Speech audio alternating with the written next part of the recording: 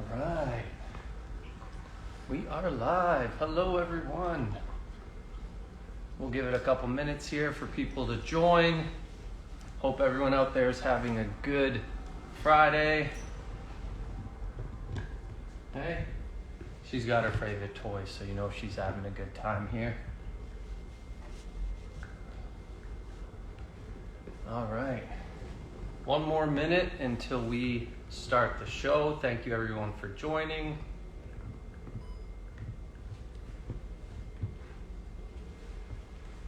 Marlie, you ready? Do nothing if you're ready. Okay. See, that's how we know.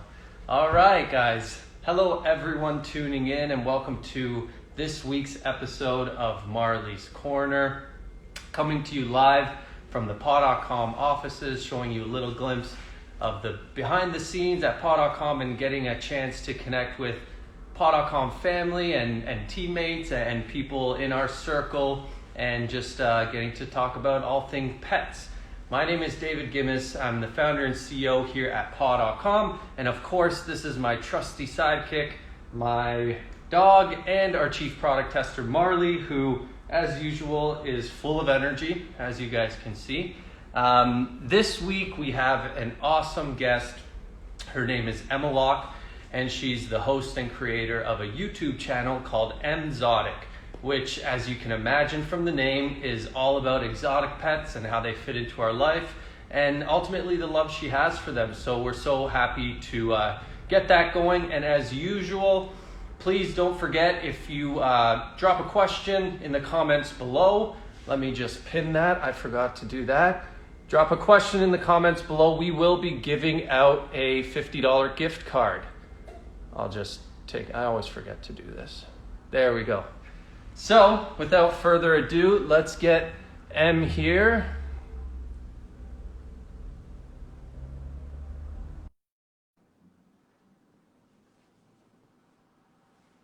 Let me make sure. Hello, David. Hi. How are you doing? Good. How are you? Really good, thank you. And it's great to see you both looking so well. And you as well. It's so good to see you. The last time we saw each other was in New York for the PAWtant launch party, you and Kiva. That's right, yes. And actually, speaking of Kiva, I do have the handsome dude right down here hanging out under my desk. There he is, on a pup rug. He is on a pup rug. He is currently trying to defend it from these two little monsters who also are big fans of the pup rug. Wow. They get along great? I'm sorry, what was that? They get along great? Oh, absolutely. Like Yes, wow. Kiva is a fantastic big brother to every single one of the animals here at home. That's so cool. And as I mentioned in our kind of my prequel leading up to this, is that you have this awesome YouTube channel, and as everyone can see, you got and those are ferrets? Yes, those are two ferrets behind me who like to cause all kinds of mayhem here, especially when I'm live. That's hilarious. So you got the ferrets and Kiva all living as one happy family.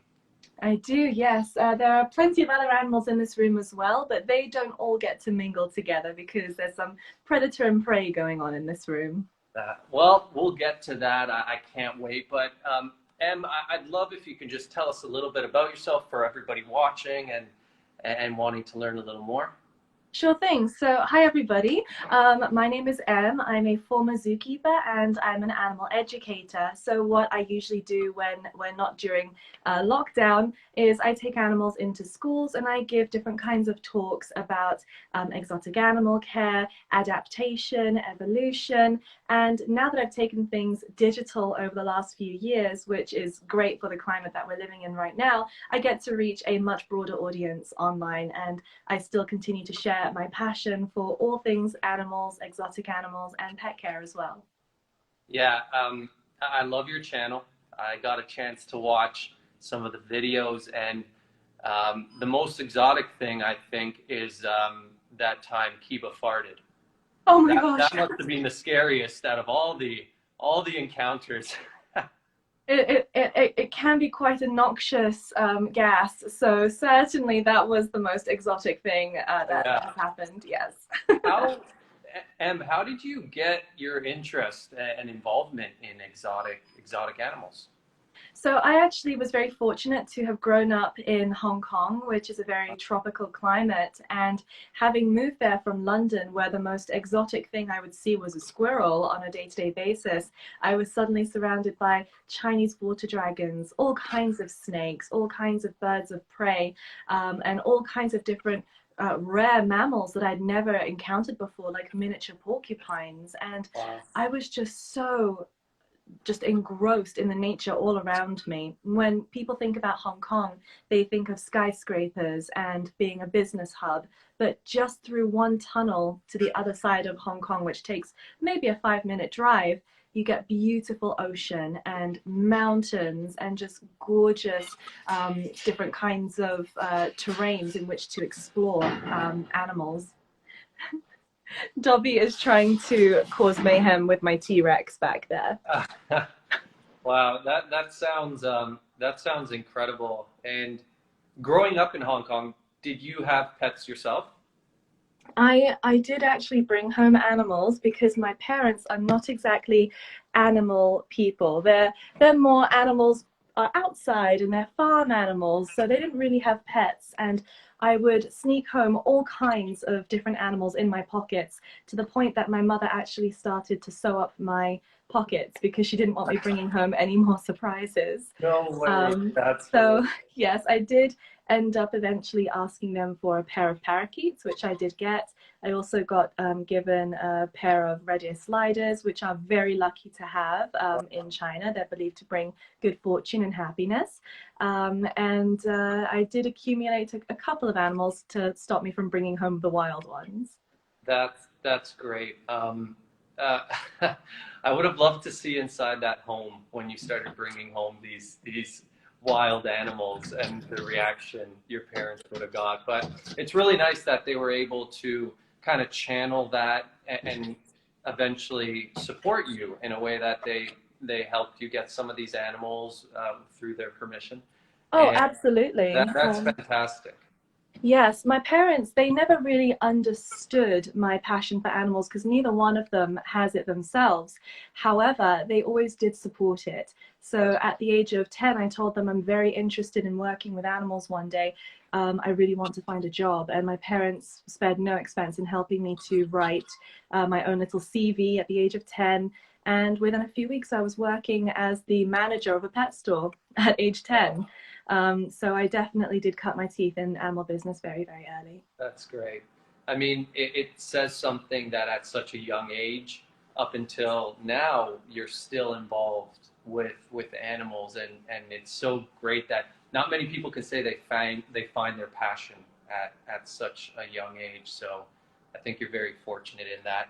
And I'd love to see what animals you have now. I mean, I'm sure everyone is dying to have a look around and show us some of your friends. Sure, let me see who is awake. Let me take Okay. you on a little tour of the room. So over here we have a sort of wider look at where everything is created here at Emzotic. So this is my little ferret mansion that I have going on here. Kiva is hanging out with Nifla down there, who is my big male ferret. Who's just very sweet, and he doesn't have two brain cells to rub together, but he is a lovely ferret. And then in charge of everybody in this room is Dobby. She's very naughty. She likes to steal things and cause all kinds of mayhem. She's certainly in charge here at home. And then naturally we have, oh, who's making all that noise? Come here, Nifla. You have to go away for a bit so that you don't cause absolute chaos while my back is turned. Here we go. So you can go back home. No, it's not playtime. In you go. Good babies. You stay there. So we also have Kiva here. Kiva is my male Eurasia, who you will have met last year, David. Come here, Kiva. Come say hi. I think we even shared a kiss on camera. There's a You picture, right? did. Yeah, me and Kiva, we have history. You definitely do have history together. Kiva, do you want to say hi to David? Do you want to give him a spin? Yeah, that's a good spin. Do you want to give him a wave? Good boy. And a selfie. Good boy. That's good. He's a And little sorry, bit bigger now. before I'd love to see the rest of the tour, but what kind of dog is Kiva? So Kiva is actually a very rare breed. He's known as a Eurasia. They are a breed which was developed 60 years ago in Germany, and they were developed from crossing the Chow Chow with the Wolf Spitz and also the Samoyed. And this was to create a very balanced, loving home companion. So they're not really built for anything apart from looking fabulous and providing you with a ton of love. Well, Kiva's good at that. I can attest firsthand. What a Oh, beautiful dog, absolutely. really. And how old is Kiva now? He is 18 months now. Oh, still a puppy. Still a puppy. And then right behind him, we have a couple of different snakes. Now, I don't know where Zombie is. She tends to hang out really far down the other side of her enclosure. So I don't know if she'll be back there. She hides very, very well. But she is a gray-banded king snake. And one of the great things about this enclosure is that it's so big that she can hide very well. And I know I'm doing my job right when she feels that she can hide away and I can't get her. So she's not going to be able to make appearance, unfortunately. But I do have Kaa here. And Kaa is my royal python, who's being a little bit shy right now. Wow. And she is celebrating 14 years with me. So let me just see if I can very gently coax her to come out and say hello. This is Kaa. Wow, beautiful. So, I mean, I'm assuming this is her size. She's not getting any bigger, right? Correct. So beautiful. she is fully grown now, and she's very special. She was my first ever snake that I decided to keep at home, and I brought her over with me from England to America when I decided to move here. Wow. So we've experienced 2 countries, 2 continents, 3 states together, and I believe we've done in excess of 500 shows together in live presentations. I mean, so she's just your co-star at this point. She is, and now or she's maybe you're enjoying. her co-star. I don't know. Oh, absolutely. So she certainly is a co-star and a colleague. I've always referred to her as a colleague of mine, and she's also family. And she's now enjoying a very luxurious retirement. That's great. I mean, that's our whole mantra here at paw.com, pets are family. And as you can see, it doesn't just come down to cats and dogs. No, certainly not. I'm going to have to do a photo shoot with her on the pup rugs one day because she also loves to snuggle into pup rugs. You know, that would be a first for us. Really? Yes, we've gotten, of course, cats, dogs, pigs. People, Yeah. children, many children. You know, we've had, but a snake, you would hold the title with the only pup rug on a snake. That would tip the scales. Yeah. We could probably do 2 new records then, because in here I have my Madagascan hissing cockroaches. Oh my goodness, that would be a first as well. Oh yes, so if anybody is squeamish, I do apologize, but these are really cool animals. Let me see if I can convince one to come out and say hi. This over here is one of my Madagascan hissing cockroaches. And I think I heard it. So they actually do make a sort of hissing noise. Absolutely, they do. So you can hear him because I've disturbed him and taken him by surprise. He's pushing air through these pores in his back. These pores all over him are called spiracles, and he pushes air through them, and it makes this sound. I'll do it right now, and I'll stay quiet so you can hear it. Wow.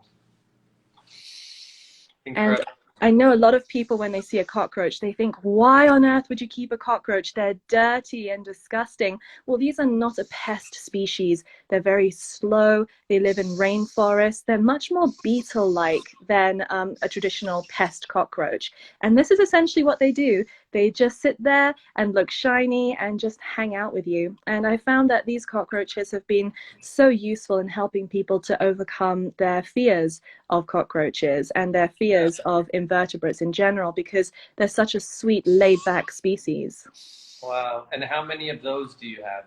I have two of these at present. I have two males because I'm not looking to breed them right now. They are prolific breeders. So I just keep two males and they're very happy in their little jungle setup back there. I find them just to be very much a low maintenance, relaxing pet. I do like all kinds of creepy crawlies, so it's nice to be able to have them here at home. And also it's just something a little bit different to keep. It's a slightly different energy to the rest of the animals in the house.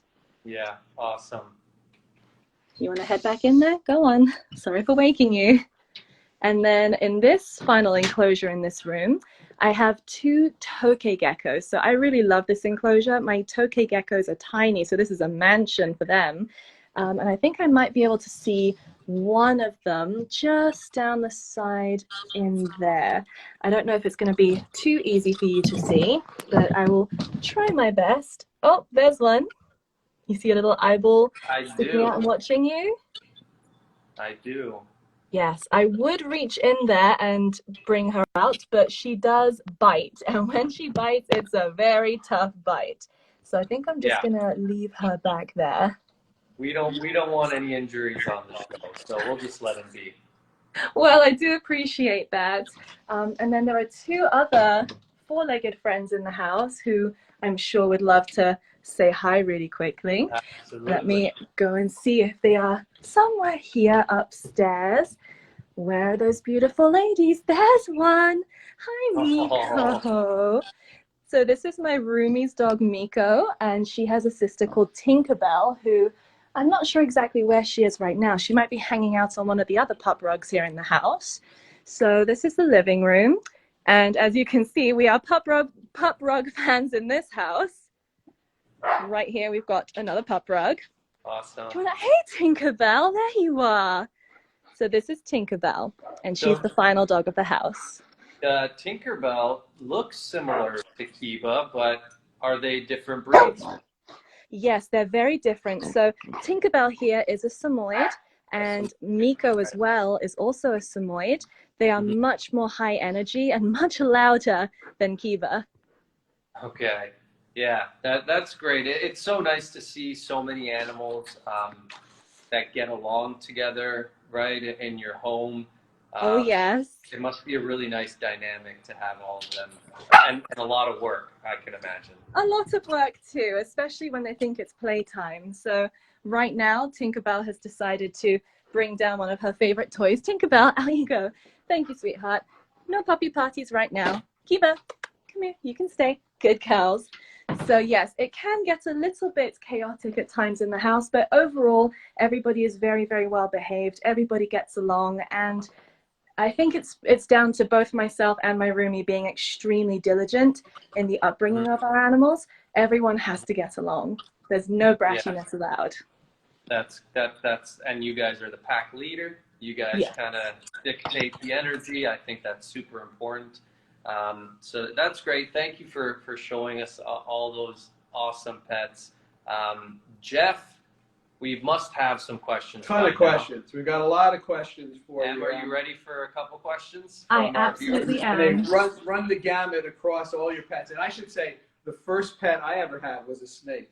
Because really? When I was growing up, my parents did not allow me to have furry animals because I had asthma and they thought I was allergic, although turned out I'm not because I have dogs and cats and everything else since. But I brought home a snake that I caught at summer camp. I brought him home in a milk carton, and he was my pet for a long time, and I enjoyed having him. Wow. Samson was his name. Samson. Samson was my first pet, snake. But anyway, enough about me. Let me get to the questions from our audience. Pint-sized Buffalo wants to know, do ferrets have distinctive personalities like dogs? The answer is absolutely yes. They have very distinct personalities. Some are very laid back and love to cuddle, which I have one of those, which would be Niffler. And then others are absolute rockets and just always ready to go and get into mischief. And that is my other ferret. So I have the best of both worlds. Yes, very distinct. Do the dogs and the ferrets play? Oh, yes. The ferrets actually tire the dogs out a lot. Maybe I need to get one for Marlie.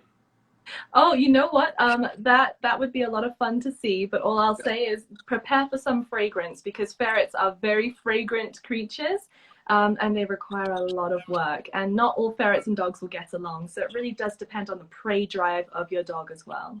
Yeah, that makes it. Well, good thing we have the Marley mist, right?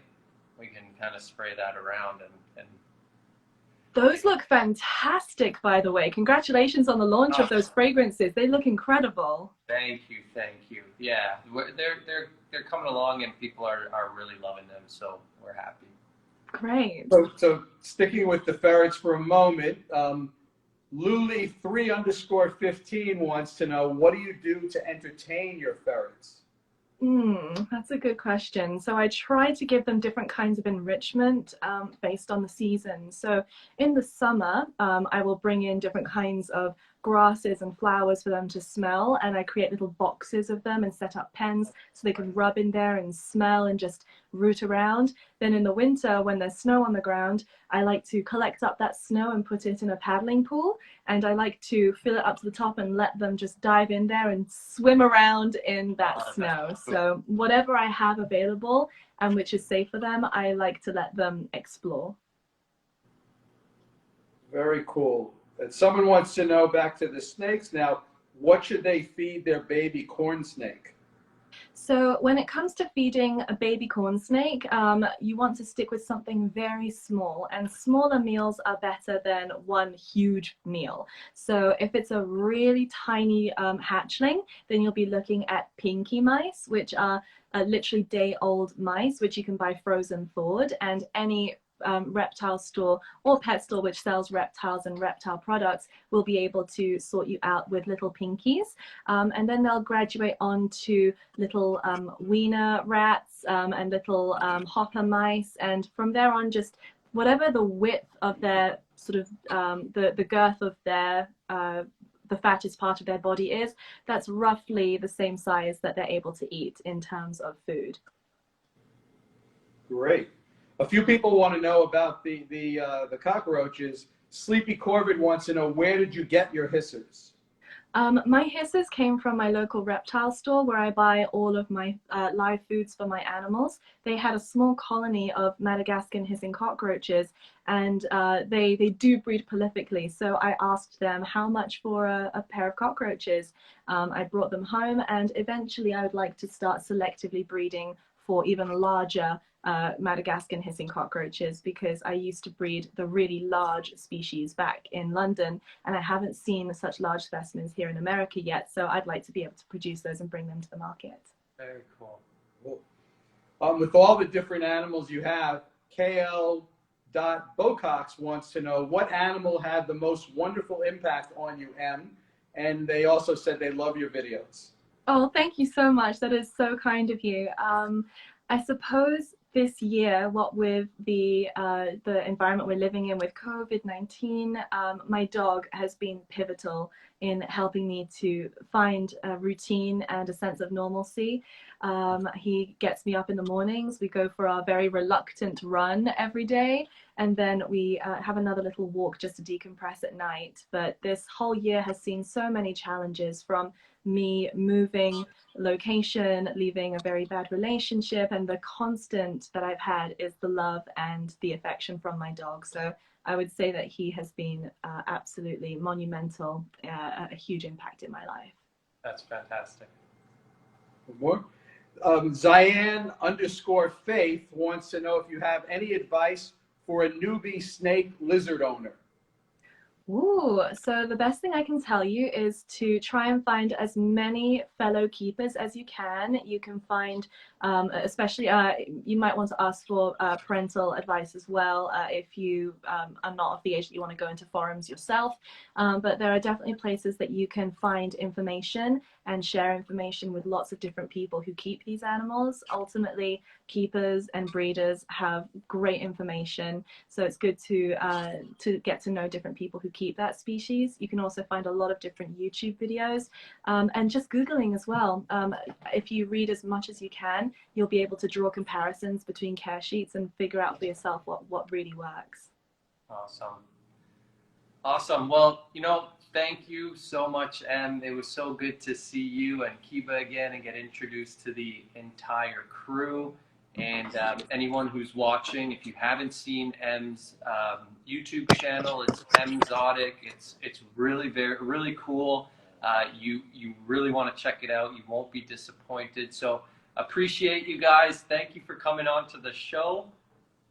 Well, thank you very much for having us. We've really enjoyed our time, and it's great to see you looking so well. It's great to hear Jeff back there as well. And Marlie, of course, is looking like he's in his element.